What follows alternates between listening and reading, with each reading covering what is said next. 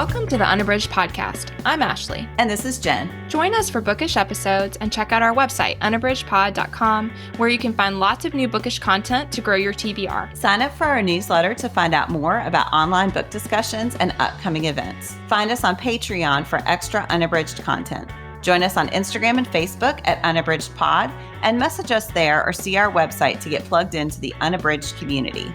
You want opinions about books? We've got them.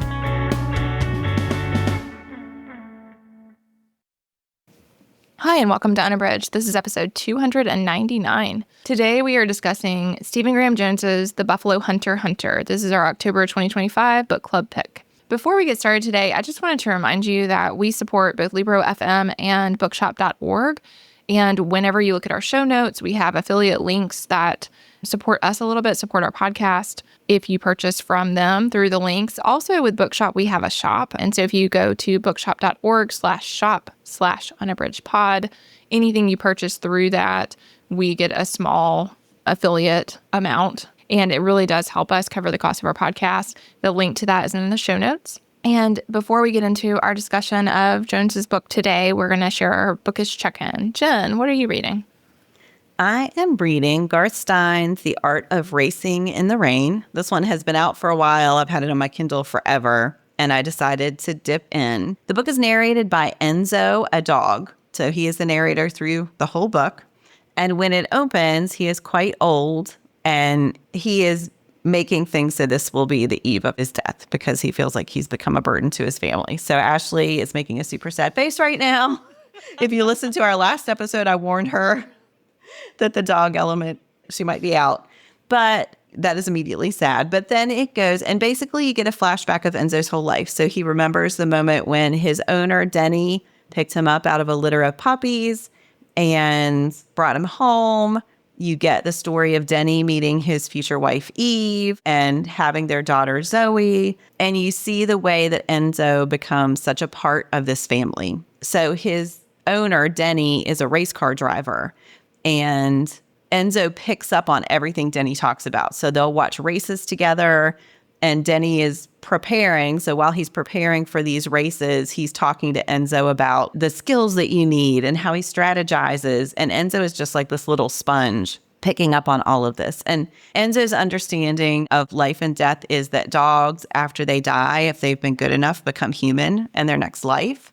And so he's eager to just absorb everything and learn everything he can so that when he comes back as a human, he can be off to like a good start and he and Denny can be friends. It's very sweet. So when Zoe, their daughter, comes along, he watches all these children's shows with her. And he's never quite able to read, which he's very resentful of, but he learns a lot of words and he learns a lot of skills. I'm really, really enjoying it. I'm about halfway through. There are some other sad things that happen that I don't want to spoil, but it's just really sweet to get this dog's perspective. He loves his people so much and becomes interested in the things that they're interested in, and just wants to be a good part of the family. We'll see how much I'm sobbing by the end. I feel like it's probably going to be a whole lot. But right now, we're at a high point at the moment I'm at. So the sadness is yet to come. Yeah, that is Garth Stein's The Art of Racing in the Rain. I've heard a lot of good things about that one, Jen. But it did make me feel a little lumpy in my throat, even as you were talking. So might not be coming my way, but I would be interested to hear after you read what you think. It was also adapted into a movie, which I also have not seen. I feel like the book is probably more doable for me right now than the movie. We'll see. But anyway. All right. What are you reading, Ashley? I just started this one last night, and I'm really excited to read it for this autumnal season. This is V.E. Schwab's Bury Our Bones in the Midnight Soil.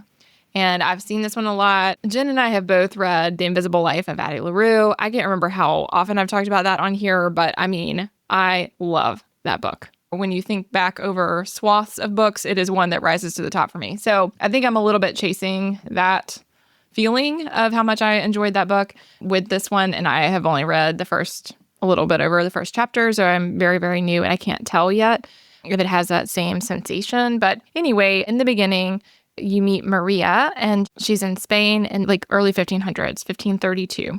And her family lives along the Camino de Santiago, where the pilgrimages happen. And so they're always having people come through their town.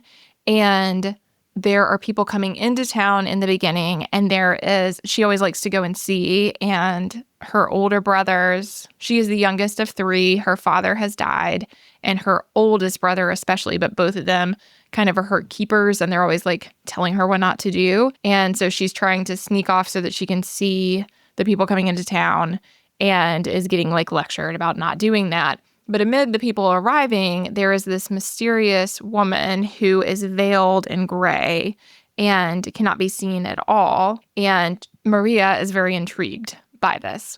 And the person who arrives, people say, is a widow, and she does not leave her room for like days. So then people are like wondering what's going on and who this person is and what she has to do.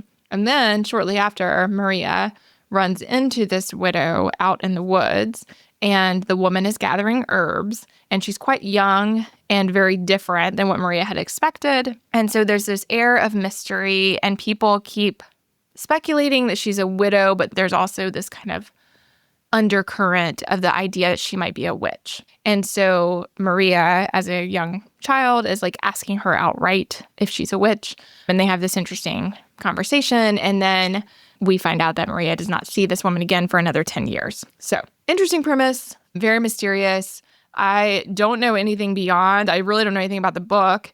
And what I did see from the publisher's synopsis, which Jen and I talk about this sometimes, like I usually don't like to read the publisher's synopsis, especially in books that are kind of mysterious in their settings. But what I could tell right away is that there are 3 timelines, which I often enjoy. So I do think that we will move from Maria to some other timelines, which I'm excited about. So that is V.E. Schwab's Bury Our Bones in the Midnight Soil. And I can't report yet, but I'm excited to read it for this season.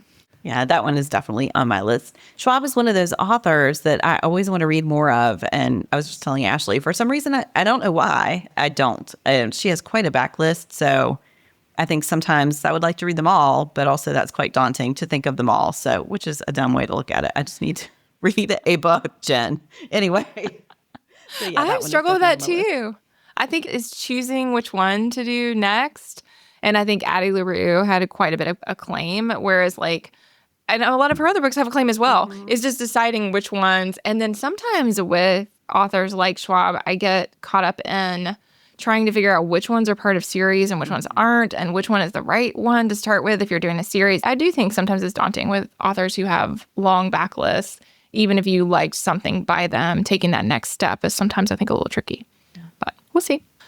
Today, we are discussing Stephen Graham Jones's The Buffalo Hunter, which is Jones's newest book. And we are excited to dive into that together. Before we get started with our discussion, I wanted to share the publisher's synopsis. This chilling historical novel is set in the nascent days of the state of Montana, following a Blackfeet Indian named Goodstab as he haunts the fields of the Blackfeet Nation looking for justice. It begins when a diary written in 1912 by a Lutheran pastor is discovered within a wall in 2012. What is unveiled is a slow massacre, a nearly forgotten chain of events that goes back to 217 Blackfeet dead in the snow, told in the transcribed interviews with Goodstab, who shares the narrative of his peculiar and unnaturally long life over a series of confessional visits. This is an American Indian revenge story, captured in the vivid voices of the time by one of the new masters of literary horror, Stephen Graham Jones. I was like, do I feel satisfied with that synopsis? I think one thing I wanted to say is just about the layering, that I don't know that here in the synopsis you're totally getting it, but obviously as we unpack this, I think the layering in which the story is told is really important to how everything comes together, but I'm sure we'll get into that. So, Jen, what is your overall impression? I love this so much. So this is my second time reading it. I read it first on audio, and then this time I picked up the print. And yeah, I think Jones is just so masterful at taking these legendary monsters and doing something with them that is unexpected. So I love a vampire story, but the way that he uses the vampire story to unveil this entire history and to question the decisions that people have made is so fascinating. And so that layering, Ashley, that you were talking about, I think is one of my favorite things. I'm a sucker for a frame story. I love that consideration of who is controlling a narrative and what is their motivation in sharing the story the way they're sharing it, and which parts last and which parts fall away. I'll say more later, but I think that was what grabbed me first and most. And then revisiting it, I noticed so many subtleties about the way Jones unveils information about each individual's part in a horrific history of what happened. And I think as you come to understand the involvement of each character, I found that really to be fascinating. I feel like I'm trying to hide spoilers and I don't know why. But anyway, I found that to really be fascinating. So yeah, what about you? What were your overall impressions?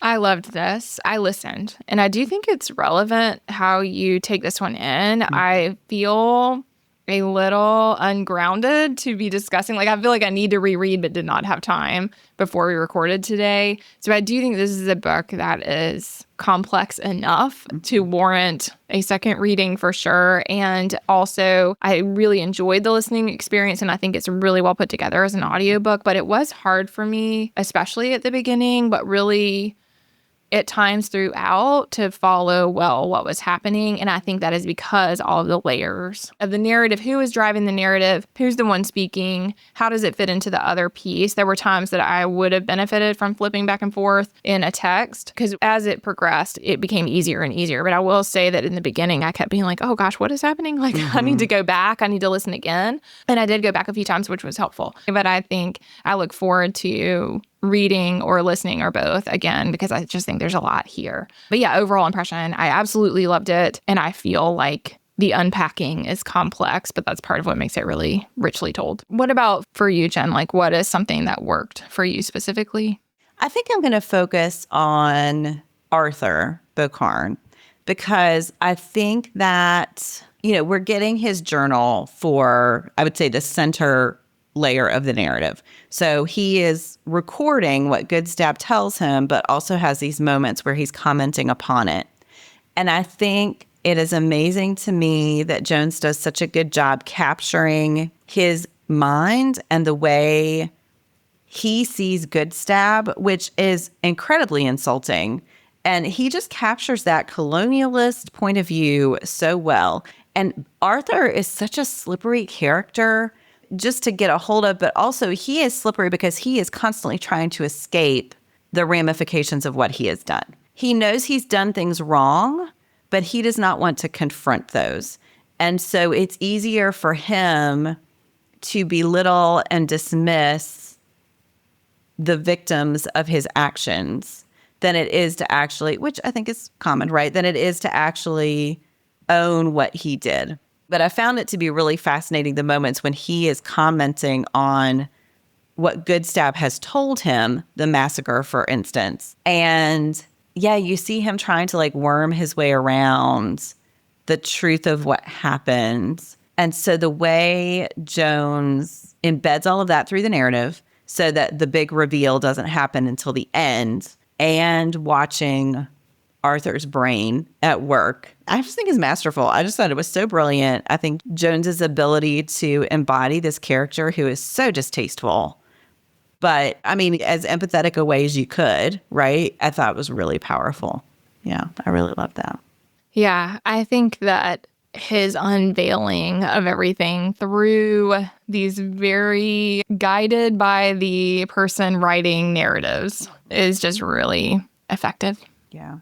And then to see Etsy react to it as well. Right. And we get less of her point of view through the book, which is as it should be. But I also, I think that's really interesting too. And then to see the action that she takes after she's read the whole story is a powerful commentary in and of itself. Yes. I think something that was shocking to me is that, and something I think he does so well, is that despite all the heaviness, there's also, and I think this is true of Jones in the books I've read of his, there's this eternal optimism that I really appreciate, because I think he is reckoning with hard truths, and hard truths based on historical events that I think we often either cannot face directly, or when you're facing them, there's just no feeling of redemption for it. And yet with Etsy, I think, like you said, even though her part is a small part of the larger story, there is an idea that there's a better way to move forward, and that there is hope in doing that. And I think that's really amazing. Yeah. Well, and I think contrasting Arthur and Goodstab, like Goodstab acknowledges the places he's been complicit and or has made the wrong choice, which has led to horrific consequences. And I think contrasting his honesty with himself and with Arthur's inability to see clearly who he is for so much of the book is such a powerful commentary as well. I want to use the word slimy, and I know that's not a very good descriptive word, but I just became so disgusted with Arthur because I'm like, Goodstab is not presenting himself as someone who has never done anything wrong. I keep coming back to that moment at the Beaver Lot, right? Yeah. He has confronted those moments, and he's had longer to do it, to be fair, right? He's had a long time to work through his own history. But I don't know that Arthur would ever be able to reach that same place of clear-eyed recognition of who he is and what he's done that Goodstab does. Yeah, right. 100%. Yeah. All right. So what's something that worked for you, Ashley? Oh, gosh. I think something that I really appreciated was the way that Goodstab continues to try to find a way to integrate into community, even though he feels that he doesn't deserve to be there. But he is determined to reconcile what has gone wrong with like where he is now and find a way to make a positive impact. I mean, it's not like he chose to be the thing that he is. I think that is a really powerful component of it also is like he did not ask to live this eternal life that he can't get away from. And yet he recognizes that because of it, there are these abilities that he has to try to make a positive impact. And I think even so, I mean, he has this horrible and long and suffering existence that I think is really hard. And then he has these moments where things seem to be finally improving and then they get worse again. I mean, I don't know. All of the confessionals, I think, are such a sad unpacking of this history of suffering and the way that he endures not only his own suffering, but the suffering of his people, and that he can't make it better, I think is all just really, I mean, it worked for me, like in the sense that it really resonates. And I think it's hard for the reader because I think because of his long life, right, it gives him this like larger expanse to see from. And we're looking at this longer legacy. And like you said, Jen, I think because he's had this long time, we see his like internal growth. But I think you're right also that there is a difference in existence, like a difference in being between him and Arthur Beauclerk, who no matter what amount of time he had, would never have wanted to reckon with any of it. And that is the whole impact of Goodstab, right? Is like forcing him to reckon with this thing that he absolutely would have spent the rest of his life covering and maybe attempting to pay for or to kind of paying penance, right? He's trying to do these quote unquote good things in order to like offset this horrible thing that he was part of. And yet he never wants to look at or deal with the truth of the thing. I feel like all of that is just masterfully done. Yeah.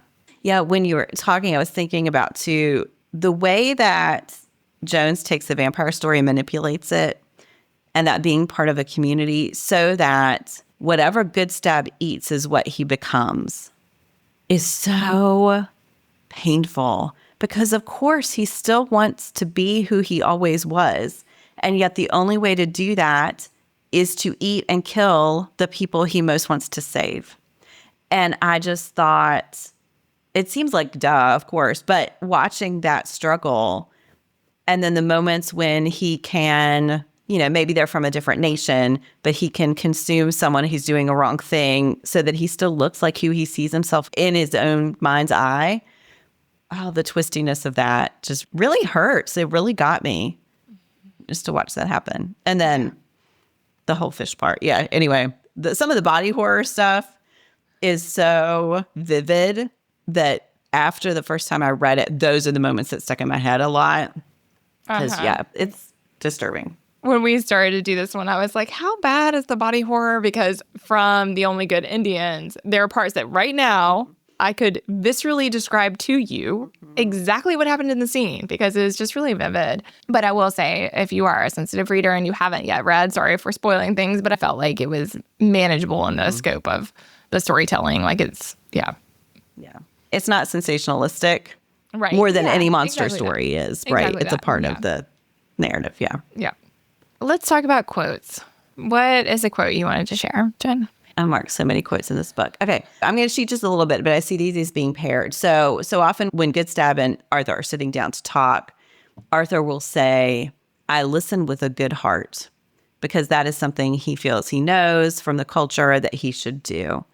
And then toward the end, when he's revealing his story, he says, it was my skin he had been peeling with each chapter of his story, and he was to the last strip now, at which point my fibrous white meat would be exposed for his teeth to bite into. And I just thought that storytelling part of it, he's not listening with a good heart, right? He is absolutely not. These are words that are meaningless until he starts to feel the truth approaching. And then I thought, so initially I was just going to quote the beginning part of that. It was my skin he had been peeling with each chapter of his story, because of course that's beautiful. But there's something in that second part. And he was to the last strip now, at which point my fibrous white meat would be exposed for his teeth to bite into. It is ugly what he has done. And there's an ugliness in that description that is very appropriate, and that he should be feeling that kind of pain, that his true ugliness, the real center of who he is what's going to be exposed. He hasn't been listening with a good heart, but maybe there's a hint there that he's like, okay, yes, this is what's going to happen, and I don't have any choice. And the whole ugly truth of what he did and the decisions he made, it's time to put that out there, even though it is so ugly. So I don't know if I'd say he's listening with a good heart at that point, but he is listening, right? And he is ready to speak as well. So I thought that was really brilliant. Yeah. I felt like the way that we moved toward understanding what he did is all really effective, because I do think that for the reader, there's this feeling in the beginning that the story is not about him. And I think that part is just really effective. Like Goodstab showing up and unveiling all of his own egregiousness we think is about him, trying to reconcile his own misdeeds. And I think then to come to and meanwhile, there's all these people being skinned and dying, and you're thinking, okay, this thing is happening, and maybe there's a parallel, but I did not foresee the parallel that then comes to be apparent for Arthur Bocarn. And I think all of that is just so richly done, because the actions that we take have impacts that we cannot begin to fathom. And I think looking at how that all weaves together is just really well done, and that Jones forces three persons, and thereby us, to like think through these things in a much deeper way by unveiling it so slowly and through such a, like you said, Jen, he comes to listen differently. And it's not until he's able to listen differently that he can even begin to understand like what's actually happening.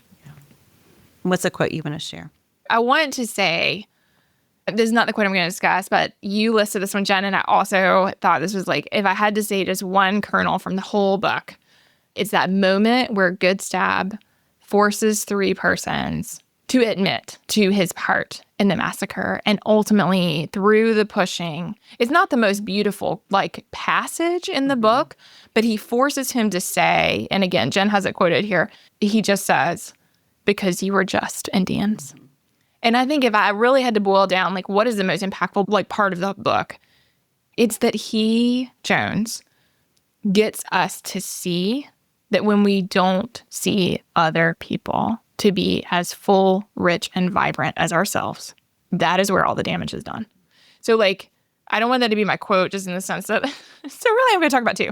Yeah. But I just think it is the use. It is the use of the word just. And it is like he's pulling it out of the most inner, the worst, the most base part of himself.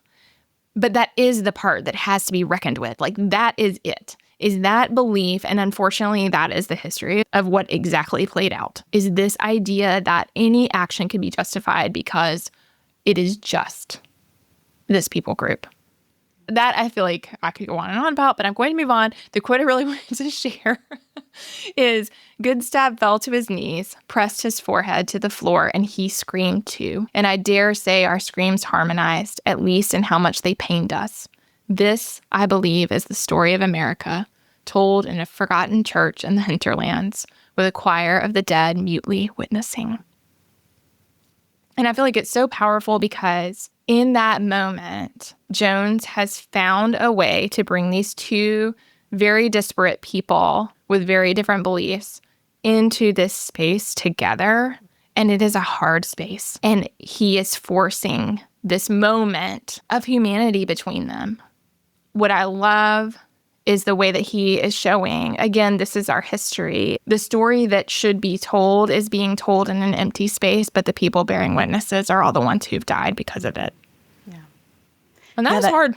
Mm-hmm, that consideration of the role of violence and the role of vengeance throughout history is so fascinating to consider, because I'll just say I was on Goodstab's side the whole time. And yet, of course, it's not right. Like, some of the people he killed were not actually part of what had happened. Mm-hmm. And it's all an act of vengeance against someone that their death will hurt, right? Mm-hmm. Or that it's, he's creating fear. And so, yeah, it's like, why am I feeling this way? Just examining my own reactions to what he was doing, especially with Arthur's descendants, right? That part, I think, is really hard. And so I think the way that Jones is illuminating, from the massacre and thinking of how often those resulted from one action and then an out of size reaction on the part of the government or the military, whoever it was, and eradicating, again, because they're just Indians, eradicating an entire group of people, an entire way of life. You think of the violence against the buffalo, because it's not just killing them, it's killing a way of life. And so the uses of violence and killing throughout the story are not presented in a simple way. It's very complex and really made me examine my own reactions as I was reading. Yeah, I mean, I think the role of the buffalo is something we haven't really touched on, but I think with Weasel Plume, we really see the legacy of that piece as well, and the impact and the way that we can destroy people by destroying what matters to them. Oh my gosh, it's such a brilliant book. I could talk about it all day. I mean, there's just a lot to examine. Yes. Also. Like, I just think every time I read Jones's work, I think, like, this is someone whose work we're going to be reading for a long time. And I think he is bringing to the table, like, just a really powerful portrayal of new ways to look at the history of America that I think are really important and complicated. Yeah. Well, we are going to share, I don't know how to segue, so I'm just going to keep on going. We're going to share our pairings. Jen, I see several listed here. What did you decide on? This was hard because part of me, and I saw you did the same thing, part of me just wanted to recommend another Jones book. Yeah. So I'll just mention Mongrels, in which he uses the werewolf mythology. Not the same way at all, but it's great too. But my official recommendation is Dan Simmons's The Terror, which I read quite a while ago. So this is going to be fairly surface level. But the things that connected it for me were using a historical event, in this case, the search for the Northwest Passage on a real ship called the HMS Terror, which caught up in the ice and resulted in the death of many people, as a foundation for a horror story, which then comments on human nature and the way that the horror unfolds.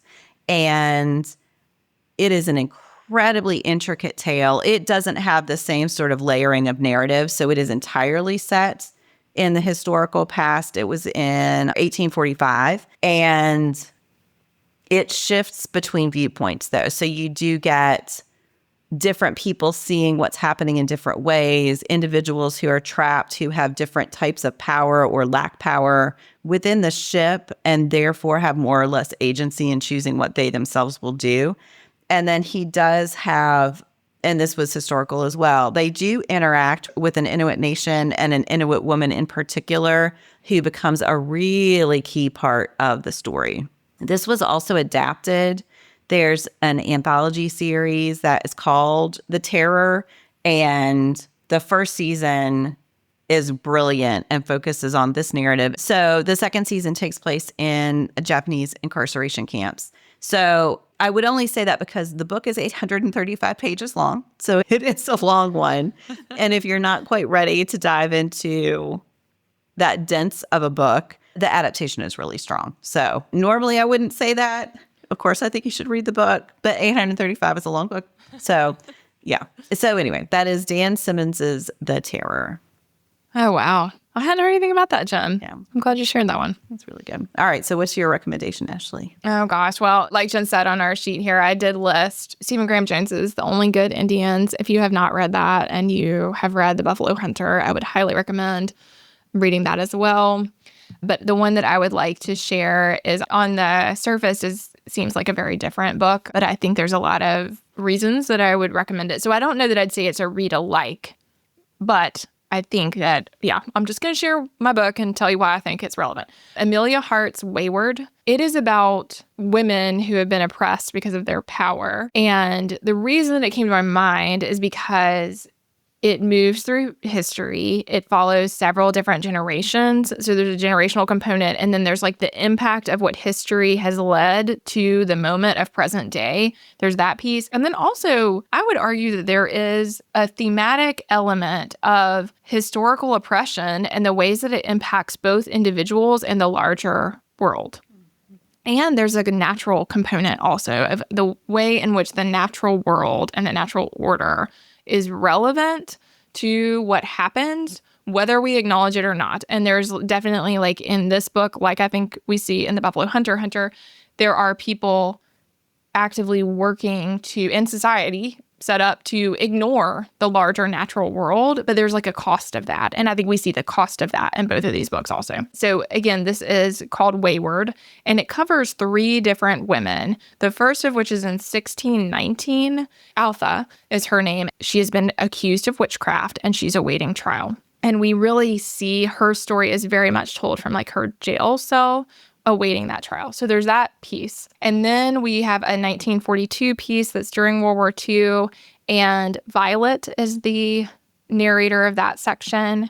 And she is enduring the impact of some of her family's legacy, but does not know a lot about the legacy of the family. So there's like all this impact on her personal life. The story of her mother, the story of her history is like withheld from her, but is costing her. And then we have 2019, which is where in modern day, Kate is trying to escape her abusive partner. She is leaving and trying to get away from him. She's pregnant and on the run from an abusive relationship. And I think, like I said, I mean, very different. Like on the surface, this is not a like on the nose comparison, but it just came to my mind because I think in some ways Hart is doing a deep examination of historical impact of oppression in a way that I would argue is a reckoning of what we've said historically and like what is true historically. And so again, very different setting than what Jones is exploring, but I think it is an attempt as well to retell and re-examine some of these narratives that have been told over time and their impact on present day. So again, that is Amelia Hart's Wayward, and very different, but I do think if you loved The Buffalo Hunter, there are some elements here that you would appreciate. Oh, yeah. I think that's a great, unexpected pairing, but a great pairing. I loved that book as well. Yeah, I listened to that one too. And there were parts of it that were quite hard to listen to, but in a powerful way, not in a don't read it way. Yeah. Yeah, no, I will say, I can't remember if I said that on here, but anyway, I definitely told you, Jen, I think I started it and I had to stop. I mean, it really was like, there are parts that are very hard to digest as the reader. And then I didn't come back to it for quite a while. And then I'm so glad I came back because I think, like Jones, I think it is like looking at things that are really hard and knowing the truth of them. So even though this is fiction, there is a lot of truth being told in what happens to each of these women. And I think it's hard to look at. But what I found really powerful is the way that, similarly, there is a hope for a future that could be different if we are willing to look back in a new way. And I think that is the piece that I really appreciated in both of those. Yeah. We are going to end with our bookish hearts. Jen, how many bookish hearts? Oh, easy 5. 5 bookish hearts. How about you? Yeah, easy 5. I feel like these days it's been rare that we didn't pick one that is a 5. And I think that's just because we've been a little more conscientious about which book we only get so many a year. Not that we're always going to be on the mark, but I think we're pretty careful to choose ones that we think there will be a lot to discuss.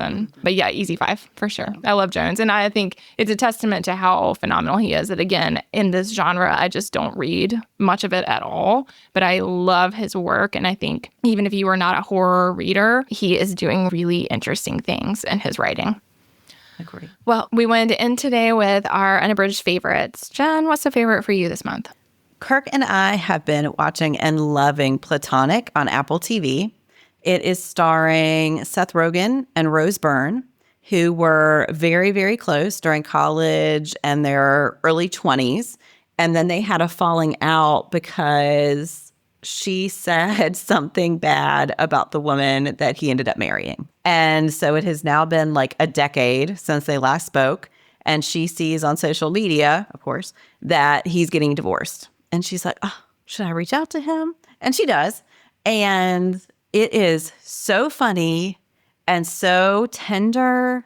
And so she has a great marriage to a really sweet man who very much encourages her to reach out to him. They have 3 kids together. She has been staying home with the kids, but their youngest is in kindergarten. They're both attorneys, but she left her practice as an attorney when she started having children. And does she want to get back into that?